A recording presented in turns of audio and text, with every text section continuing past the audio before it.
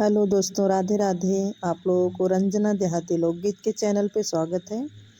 रंजना देहाती लोकगीत के चैनल पे स्वागत है। मैं बहुत ही खूबसूरत, बहुत ही एक नए अंदाज में एक नई कजरी गीत सुनाने जा रहे हैं। आप लोगों को कैसा लगे कमेंट बॉक्स में ज़रूर बताइएगा।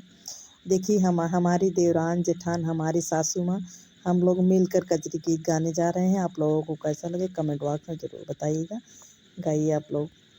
बिजुली चमकाई कौआ गनवा हरी मोर कौने बनवाना सोने की थाली में जेवना बनाए हमालिया जेवना बनाए जेवना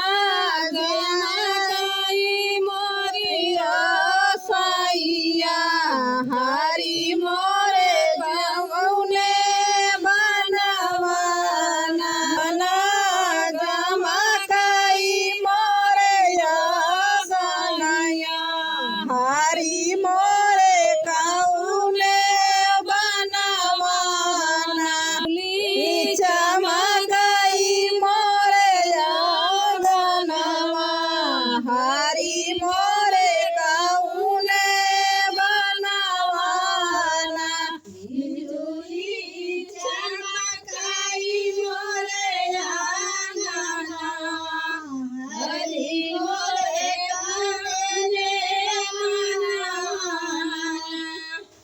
झरे गेरुआ जमुना जल पानी झरे गेरुआ जमुना जल पानी समालिया जमुना जल पानी गेरुआ गमकई मोरे लसिया हरी मोरे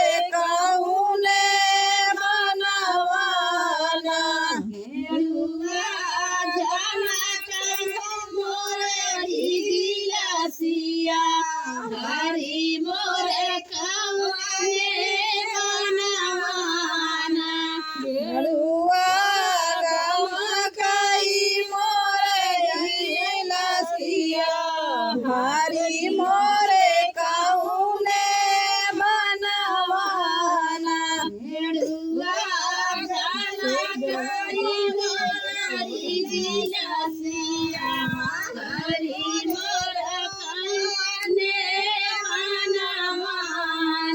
बिजुली चमकाई मोरे हरी मोरे कौने बनवाना बिजुली चमकाई मोरे हरी मोरे कौने बनवाना